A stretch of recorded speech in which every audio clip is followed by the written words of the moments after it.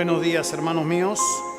Buenos días con cada uno de ustedes. Buenos días a todos nuestros hermanos que nos están visitando, a todos los que están conectados a través de las redes sociales, a aquellos también que en esta mañana están con nosotros y que juntos estamos pues agradeciendo todo lo que Dios hasta aquí nos ha guiado, hasta aquí nos ha ayudado, hasta aquí nos ha permitido entender más claramente su voluntad. En esta mañana vamos a tratar de desarrollar un tema que no damos inicio a una serie. Este es un tema suelto, es un tema único, así que hoy empezamos, hoy terminamos también con este tema, pero vamos a tratar de ver esta temática, de desarrollar esta temática que tiene que ver con la duda del gigante. Era más grande que Adán, que Noé, que Abraham, que Moisés, que David, que toda la sabiduría, todo el conocimiento y las adquisiciones que tenía Salomón. Las Escrituras lo comparan a él como un gigante. Más allá de la valentía, el arrojo y el celo que tenía por el nombre de Dios, le sobrepasaba al rey David. Sobrepasaba al gigante de la fe, al padre de la fe, Abraham. La Biblia lo declara a él como un gigante nacido de mujer, que no había ningún ser humano que se le pudiese comparar a él. Pero dudó. Y una de las cosas claras que podemos ver y vamos a desarrollar en esta mañana es la duda de este gigante. Este gigante, con todo lo que él creía, con todas las envergaduras de las acciones que él tenía, con todo el conocimiento que poseía, llegó a dudar. Y esto definitivamente lo llevó a una vorágine de decaimiento, donde Jesús reaccionará en cuanto a lo que él está pasando y él está sintiendo. Hay momentos en nuestras vidas que todo el conocimiento que podamos poseer en cuanto a la palabra de Dios se va a ver estorbado por emociones contrarias a la verdad y que nos van a llevar a dudar. Hay momentos, hay sucesos en nuestras vidas que pueden llegar hacia nuestra familia, que pueden tocar nuestro cuerpo, que pueden tocar nuestra economía, incertidumbres que pueden venir a nuestro encuentro y que pueden poner en tela de juicio todo lo que nosotros creemos. Hay sucesos en nuestras vidas que van a golpear directamente contra nosotros y van a probar nuestras convicciones, nuestras creencias, y van a sacar a relucir también nuestras deficiencias. El hombre que estamos aquí tratando y que vamos a estudiar el día de hoy trata de un gigante. Y este gigante, a pesar de todo lo que conocía, a pesar de todo lo que amaba y a pesar del efímero de su ministerio, lo pasajero de su ministerio, se dio el lujo, diría yo, de poder anunciar a este maestro, a este señor, pero a su vez también caer en una contradicción de dudas. ¿Dónde queda todo el conocimiento adquirido? ¿Dónde queda todas las experiencias ejercidas? ¿Dónde quedan aquellas cosas que Dios nos ha mostrado en el camino? Somos seres propensos que de alguna forma empezamos a dudar. Cuando nuestras emociones empiezan a desequilibrarse, vienen hacia nuestro encuentro algunas dudas, algunas preguntas que son lícitas, algunas situaciones que emergen y que nos hacen ver, según la evidencia, que las cosas no tienen remedio. Y así es. A veces estamos viviendo y atravesando situaciones que las evidencias nos declaran, nos gritan en nuestra cara que no hay remedio. Y esto va a probar nuestra fe. Algo que veíamos en el Antiguo Testamento es las palabras del salmista, recordando y preguntándose si Dios había dejado de tener piedad, se había encerrado sus misericordias. Y este mismo salmista terminaba reaccionando y diciendo que iba a traer a memoria los días antiguos del Altísimo, que él no había variado, que la enfermedad, las dudas eran suyas, y esto no tenía que ver con Dios. Dios es un Dios que no hay sombra de variación. Las intenciones que Él tiene, el poder que Él tiene, la magnitud del alcance de su autoridad y su poder no tienen límites y no tienen una comparación con un ser humano. Sin embargo, nosotros podemos cambiar y afectar nuestra perspectiva, nuestra cosmovisión en cuanto a Él, y pensar que las cosas no van a marchar, y pensar que las cosas no van a suceder, y pensar que las cosas se van a echar a perder tarde o temprano. Pero en Dios no hay sombra de variación. Él es el mismo ayer, hoy y siempre. Cuando nosotros vemos en cuanto a nuestras convicciones, cuando éstas se ven atrapadas o atacadas, surge rápidamente el deseo de poder correr para aliviarlas. Algo que aprendimos hace un tiempo atrás es que hay 3 recipientes sobre los cuales nosotros nos vamos a volcar. Vas a volcarte tras tu propio recipiente, puedes ir tras ello, puedes ir tras el recipiente que te ofrece la sociedad o puedes ir a ese gran recipiente que se encuentra en Dios. Pero de alguna manera nosotros vamos a terminar reaccionando y yendo a uno de estos recipientes. Lo común es que muchas veces corremos hacia nosotros mismos, buscamos en nosotros la solución, buscamos en nosotros la esperanza, y cuando esto no se puede o no se soluciona, empezamos a mirar a un recipiente mediano que es la sociedad. Alivio, búsqueda de poder, búsqueda de respuestas, y tratamos de tapar y tratamos de solucionar las situaciones que emergen buscando de alguna forma lo que la sociedad nos pone.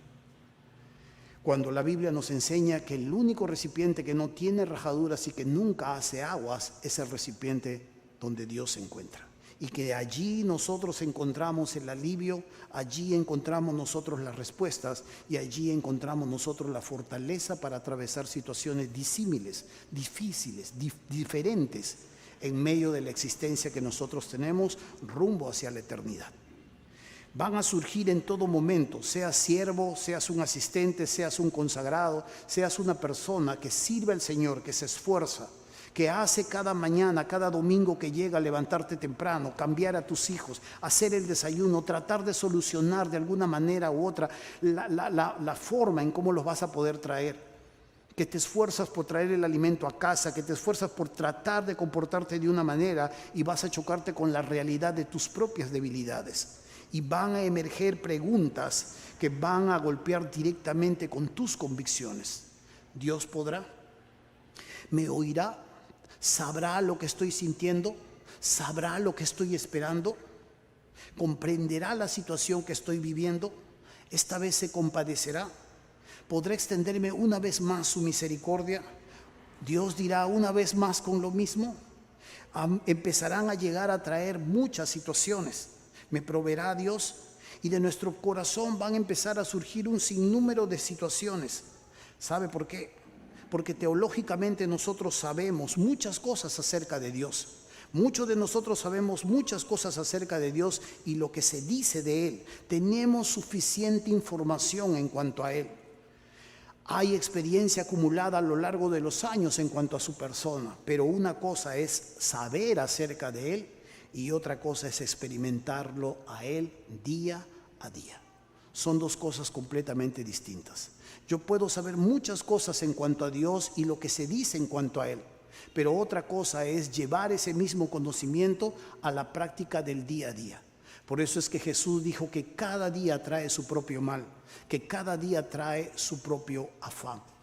Y aquí nos encontramos muchas veces ante situaciones que salen a nuestro encuentro. Una enfermedad, tal vez un despido inesperado, una oportunidad que se nos va de la mano, una desilusión con el ser humano amado, una situación económica que empieza a agonizar, una vergüenza pública que podríamos atravesar, una amistad que empezamos a perder, un empleo que empieza a dejar de ser seguro, una deuda que debe pagarse y que no sabes cómo lo vas a hacer, una soledad que empiezas a afrontar día a día y que ya eres consciente de ello, un cuerpo el que tú también eres consciente que se va deteriorando poco a poco, un matrimonio que está perdiendo esa chispa inicial, ese equipo que antes era, un cansancio natural que ha empezado a venir como respuesta a muchas de las preguntas, o un agotamiento emocional de enfrentar día a día diversas preguntas y diversas respuestas o diversos problemas que tienes que solucionar. Hay un sinnúmero, un abanico de posibilidades donde nosotros vamos a enfrentarnos y vamos a tratar de buscar una respuesta y vamos a exigir un alivio. Nuestras emociones exigen alivio, nuestra estabilidad emocional exige alivio. Nosotros somos personas que no nos gusta vivir en el desequilibrio. Queremos buscar el poder, el equilibrio, la armonía en nuestras vidas. Y cuando esto se ve amenazado, empezamos a vernos bombardeados por un sinnúmero de situaciones y de preguntas y que a veces no vamos a encontrar la respuesta. Hay cosas que están emergiendo a nuestro alrededor y de las cuales nosotros no vamos a tener la respuesta adecuada. Esto estaba pasando con el gigante. El gigante, todo iba bien, las cosas iban marchando de acuerdo como él estaba esperando y sus expectativas estaban viendo colmadas de acuerdo como el plan se iba desarrollando. Pero tarde o temprano se tuvo que encontrar con una situación que era inesperada para él y que probablemente no tenía la respuesta que estaba esperando. No resolvía las interrogantes que estaban emergiendo en su mente y llega a dudar. Vamos a Lucas capítulo 7. Y en Lucas capítulo 7 tal vez nosotros vamos a desarrollar allí o vamos a encontrar algunas respuestas que el día de hoy Dios puede traer a nuestras vidas. Lucas capítulo 7, versículo 18. Lucas 7, versículo 18.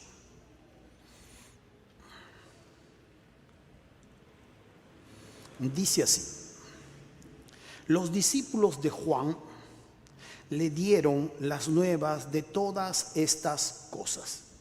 Y llamó Juan a 2 de sus discípulos y los envió a Jesús para preguntarle: ¿eres tú el que había de venir o esperaremos a otro? Y los envió a Jesús para preguntarle: ¿eres tú el que había de venir o esperaremos a otro? Esta es una pregunta que Juan va a hacerse. Y que Juan a su vez va a comunicar a sus mensajeros, a sus discípulos, a sus seguidores y va a enviar a una entrevista con el Maestro. ¿De qué Juan estamos hablando? ¿Estamos hablando de Juan el apóstol amado? No estamos hablando de él. Estamos hablando de aquel precursor, de aquel hombre que empezó su ministerio mucho más antes que Jesús empezara. Tenía la ardua tarea de anunciar al Maestro la llegada del Mesías y iba con su mensaje. Y iba a su vez también bautizando, dando ese bautizo de arrepentimiento para preparar al pueblo dispuesto para que cuando viniese el Mesías pudiese todo el pueblo empezar a seguirlo. Pero una cosa, como le dije hace un momento, es conocer acerca de ello y otra cosa es experimentarlo. Del dicho al hecho hay mucho trecho. Y una cosa es la teoría y otra cosa es la práctica. Juan el Bautista en este momento estaba atravesando una situación difícil. Era un hombre que definitivamente era incómodo a las autoridades. No era un hombre políticamente correcto.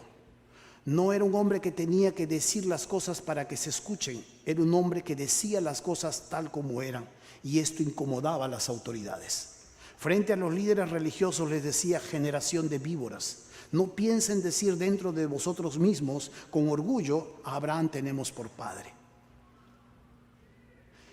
Y a Herodes, el gobernante más alto en ese momento allí, le había denunciado lo que estaba haciendo con la mujer de su hermano.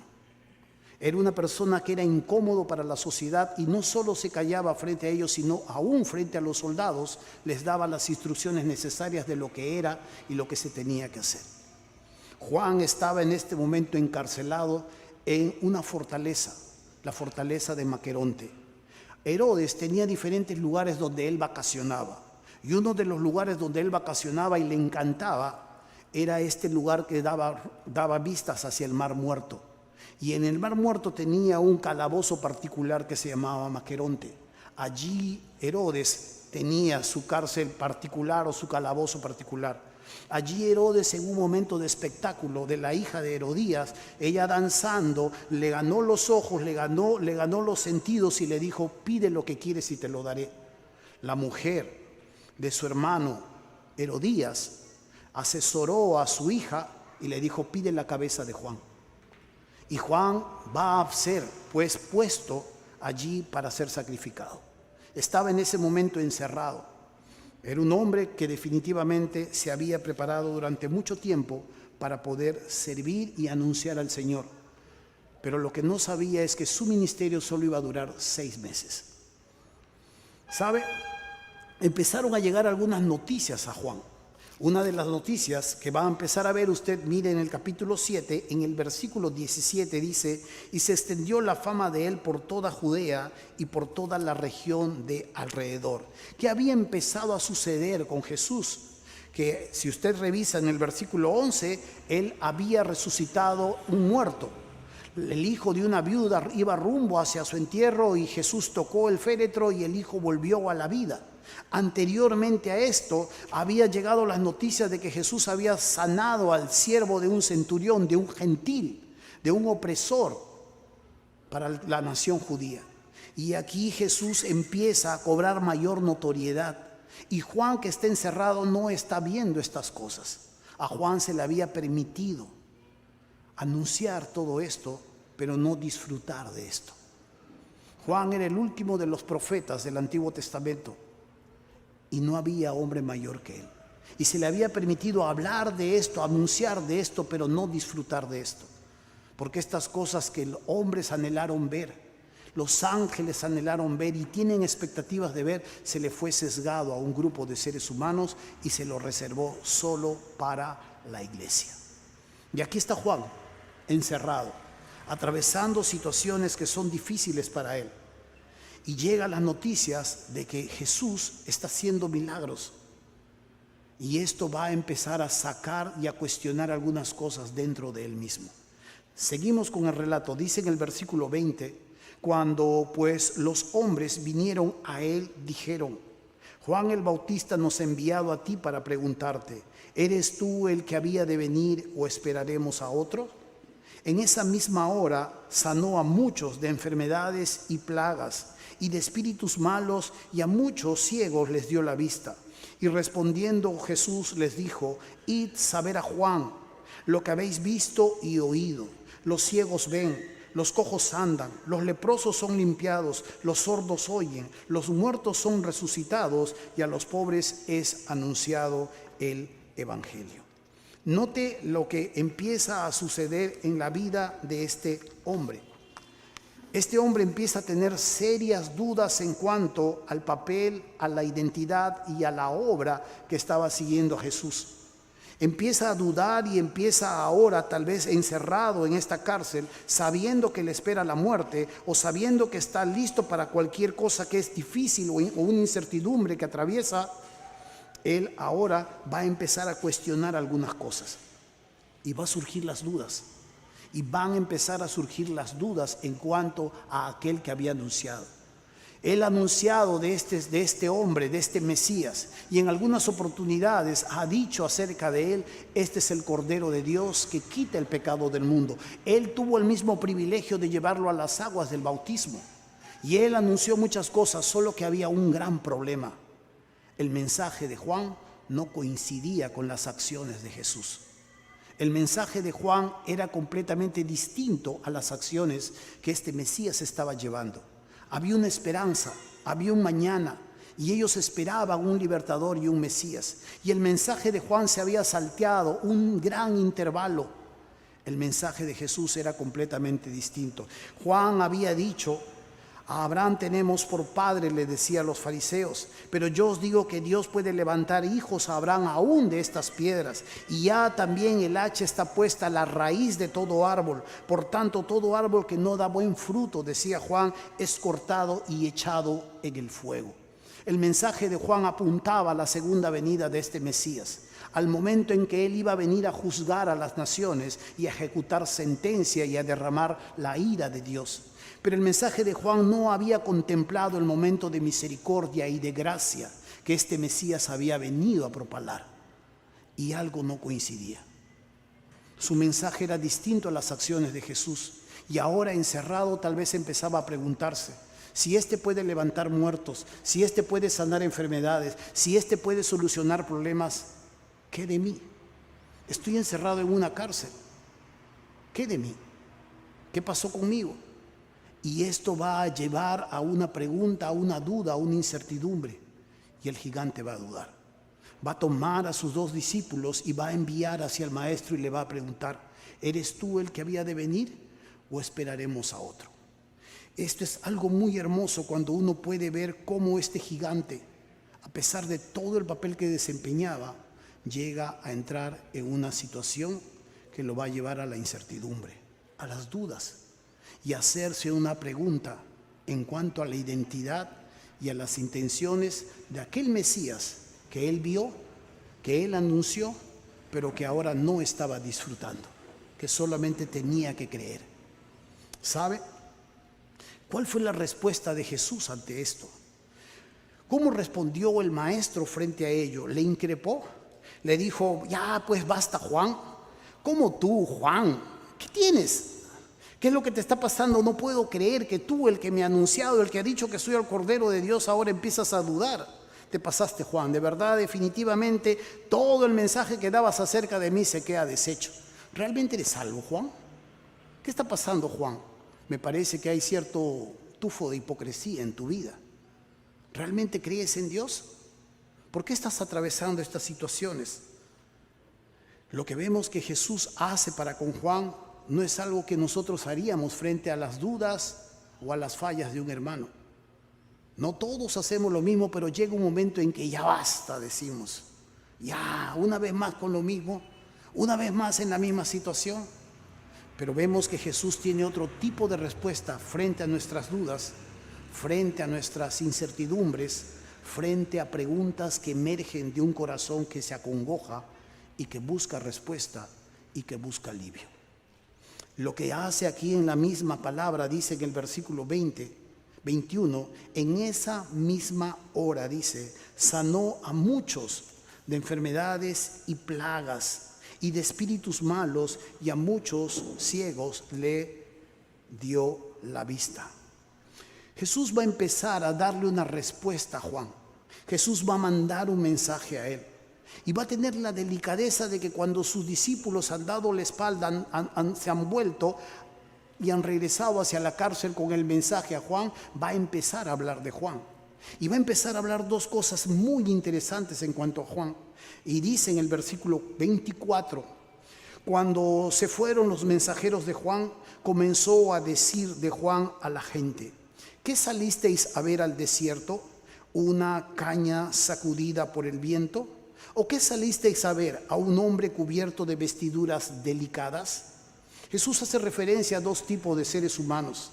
Una persona que definitivamente tiene una procedencia noble, una procedencia acomodada, una procedencia que de alguna manera lo encumbra en las alturas de la sociedad, pero también habla de una caña sacudida por el viento. ¿Quién creen que es Juan? Dice, una caña sacudida por el viento, que a veces está con Dios, a veces está con el diablo, que a veces creo en Él y a veces dudo de Él, que según las circunstancias le oro y si las cosas se ponen mal recién le busco, que si las cosas se ponen bien yo estoy ajeno a Él y ni me acuerdo de Él, y cuando las cosas se ponen de pronto color de hormiga vuelvo a Él, una caña sacudida por el viento. Este es Juan, decía, a un hombre o a una mujer que le falta carácter. Ese no es Juan, decía. Juan no es así. Juan no tiene una procedencia elevada, no tiene una procedencia de la alcurnia, del acomodo social. Y empezaba a hablar en cuanto a él. Y dice una gran verdad en cuanto a él. Dice también, versículo 24, he aquí, dice, los que tienen vestidura preciosa viven en deleites en los palacios de los reyes. ¿Mas qué salisteis a ver? ¿A un profeta? Y Jesús mismo se responde, sí, os digo, y más que un profeta. Este es de quien está escrito, he aquí envío mi mensajero delante de tu faz, el cual preparará tu camino delante de ti.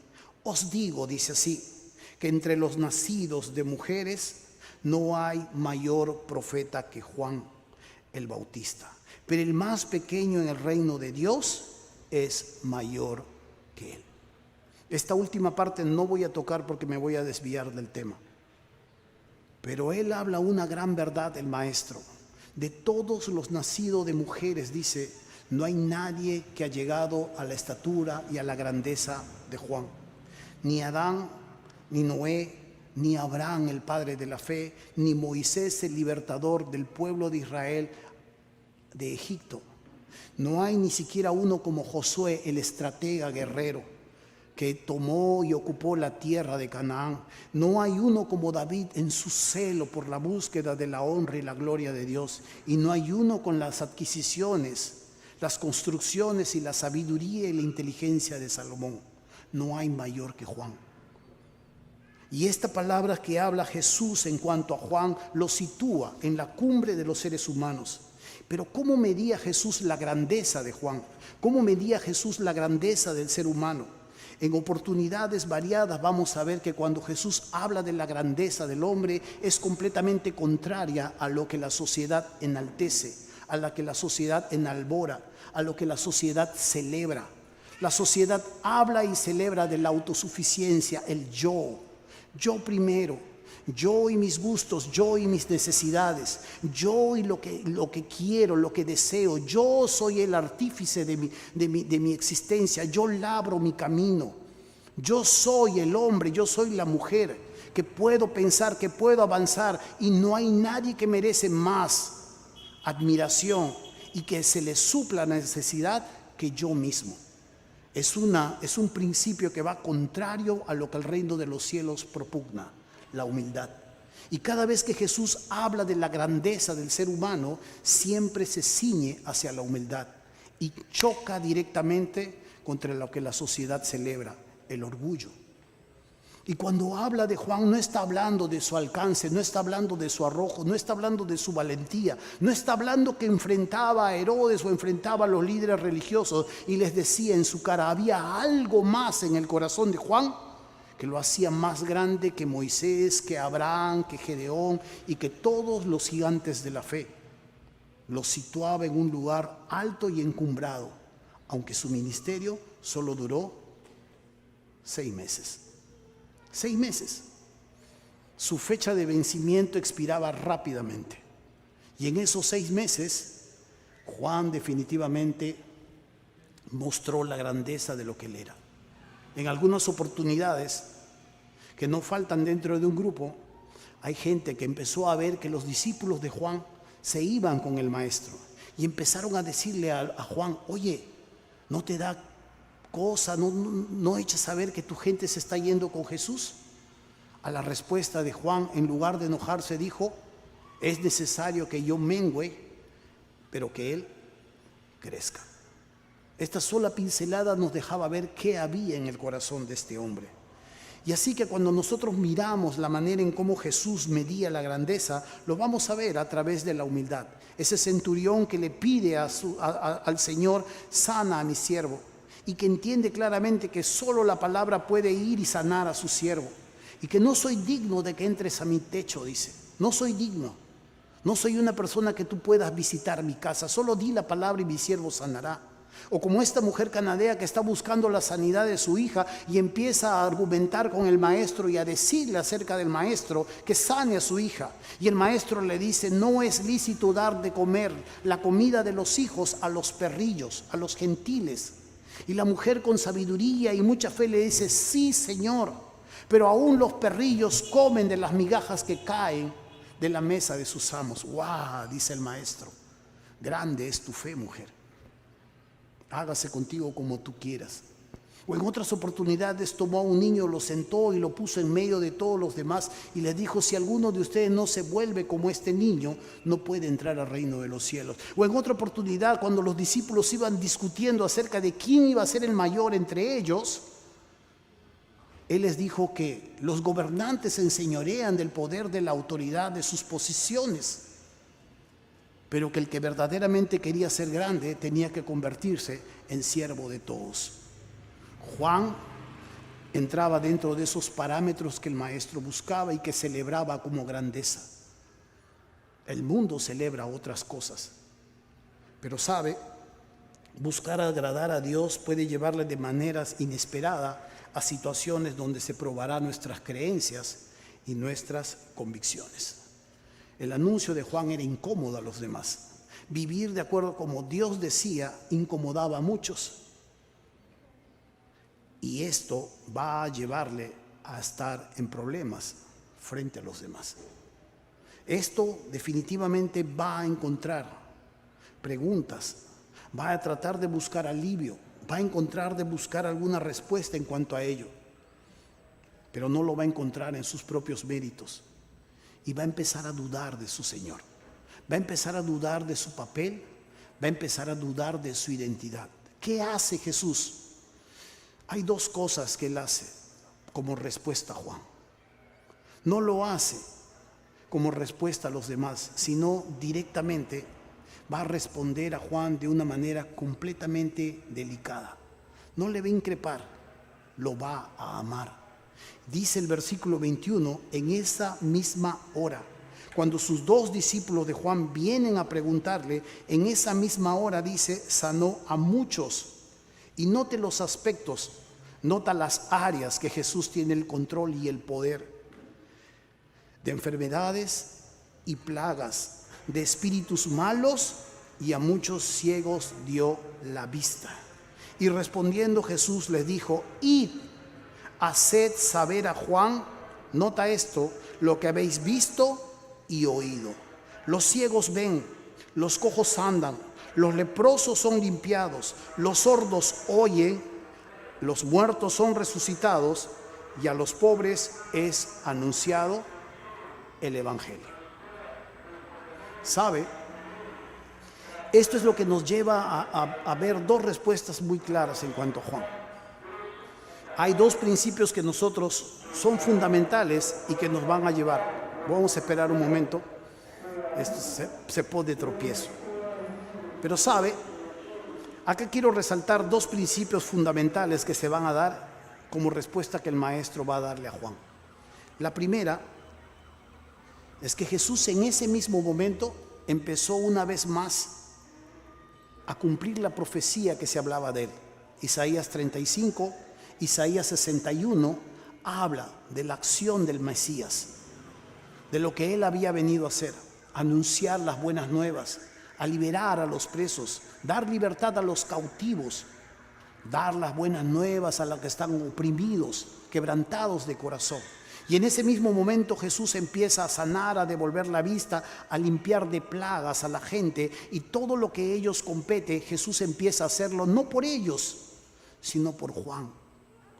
Hace un despliegue de su poder, hace una demostración de su alcance, hace un despliegue de todo lo que él puede hacer, y le dice a los discípulos, han visto, han oído, vayan y háganselo saber a Juan.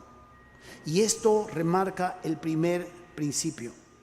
Este primer principio sigue así: Dios sigue obrando a pesar de que tú no lo puedas percibir. Le dice a Juan, Juan, yo sigo siendo Dios a pesar de que tú no lo puedas entender. Yo no he perdido mi poder, yo no he perdido mi identidad y sigo en control de todas las cosas a pesar de que tú todavía no lo puedas ni entender ni aceptar. Y aunque las cosas no coinciden con tus expectativas, yo no he dejado de ser Dios. Sigo siendo Dios. Háganselo saber a Juan, le dice. El momento que Juan estaba atravesando tal vez era una búsqueda de respuesta. ¿En qué momento me sacas? ¿En qué momento se cumplen los designios de tomar el poder?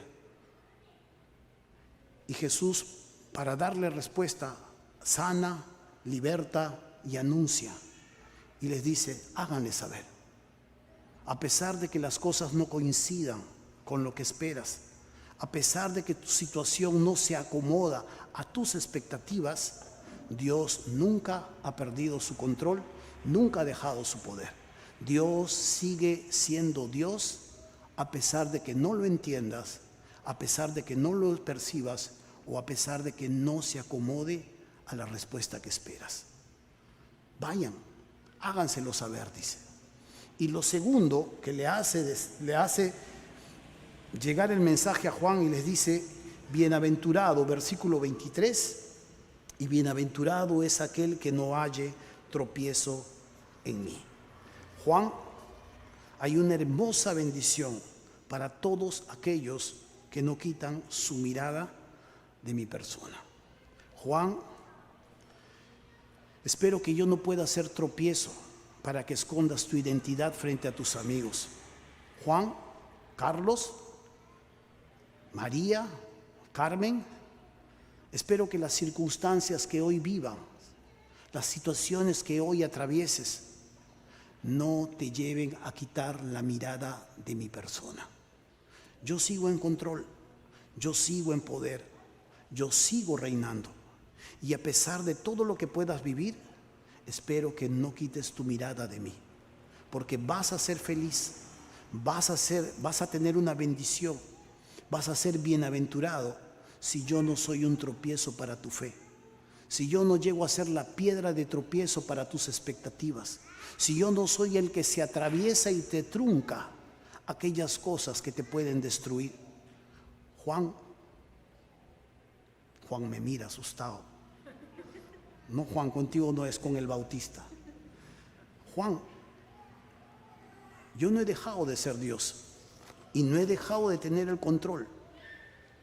Y lo que tú tienes que entender es esta realidad.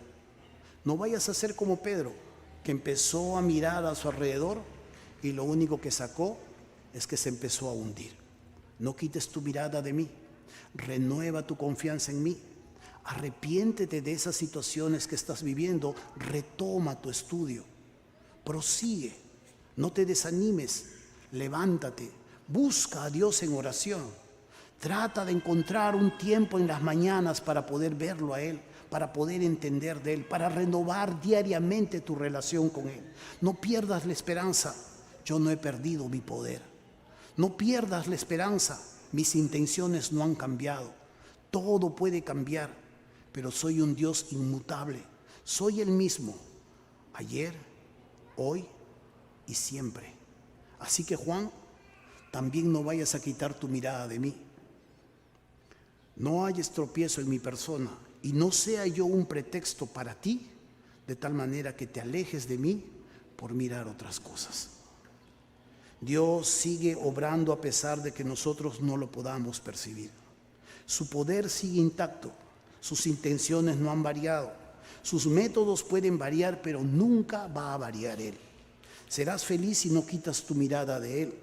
Renueva tu confianza, retoma tu tiempo con Él, tu estudio, tu oración. Arrepiéntete de tus falsas premisas, aquellas que de alguna manera te llevan a aliviar tu dolor, a aliviar aquellas cosas que de alguna manera te presionan. De todo nacido de mujer, dijo las Escrituras, no hay nadie que se acerque a la grandeza de Juan. Pero este gigante de la fe, en algún momento dudó. Su maestro le respondió, su maestro lo amilanó, su maestro lo arengó y lo fortaleció. Envió a los mensajeros a decirle: Juan, prosigue. Pero nunca lo visitó. Le mandó el mensaje que probablemente, y yo estoy seguro que Juan alivió. Y lo que siguió después para Juan es que le separaron la cabeza del cuerpo. No se sabe en las Escrituras que Jesús lo visitó. No se sabe en las Escrituras que Jesús buscó liberarlo y buscó un plan para poder sacarlo de la cárcel. No se sabe en las Escrituras que Jesús hizo algunas argucias para evitarle la muerte. Juan siguió rumbo a lo que Dios había trazado para él, y Jesús también siguió su rumbo de acuerdo a los planes que había venido a llevar a este mundo. Cada uno de nosotros, aunque no lo entendamos, aunque no lo percibamos y aunque no lo aceptemos, desempeñamos un rol acá. Y en medio de nuestro servicio, en medio de nuestro esfuerzo, en medio de nuestro anhelo por glorificar a Dios, en medio de buscar llevar una vida separada para Él, en medio del esfuerzo que queremos y tenemos para criar a nuestros hijos, para ser fieles y apoyar a todo lo que Dios nos enseña y nos dice, nos enfrentamos con la realidad de nuestras propias debilidades. Nos enfrentamos con la realidad de las tormentas y tentaciones que este mundo nos da, que prueban nuestras convicciones y que nos sitúan en algún lugar en nuestra fe frente a Él. Lo mejor que podríamos entender son estos dos principios. Dios no ha dejado de ser Dios y nuestra confianza tiene que renovarse día a día con Él. Y lo mejor que podríamos hacer es que las circunstancias que vienen a nuestro encuentro no nos hagan quitar la vista de su persona. Seremos bienaventurados, seremos felices y gozaremos de paz, armonía, gozo en cuanto a lo que Dios nos enseña si realmente persistimos y perseveramos en lo que el Señor nos ha mandado. Amén. ¿Qué de ti? ¿Tú ya disfrutas de una relación con el Señor? ¿Tú ya has tenido un encuentro personal con Cristo? ¿Has llegado a entender de alguna manera? ¿Alguien te lo ha hecho saber? ¿Un familiar te ha invitado? ¿Un mensaje que has escuchado? ¿Un amigo lejano te lo ha hecho saber que necesitas del Señor? No necesitas del Señor porque el Señor te quiere tener a su lado. Necesitas al Señor porque estás en problemas con Dios. Tu pecado te lleva al infierno y te va a llevar al infierno tarde o temprano. Dios no te está invitando a tener una relación con Él para que seas feliz. Dios te está tratando de librar de un juicio inminente. Este era el mensaje de Juan.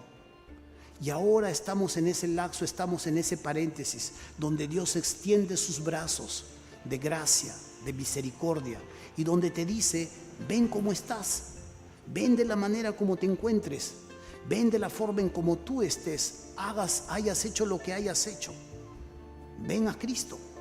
Y es un buen momento para entender y recibir la invitación que Dios hace a todos aquellos que somos pecadores. Y tú necesitas del Señor. Necesitas que Dios perdone tus pecados. Necesitas que Dios limpie tus ofensas. Y necesitas que Dios te dé la vida eterna. Pero está en ti. Hoy en esta mañana tú puedes aceptar a Cristo en tu corazón. Y puedes invitarle al Señor a entrar a tu vida y ser el Señor de tu existencia.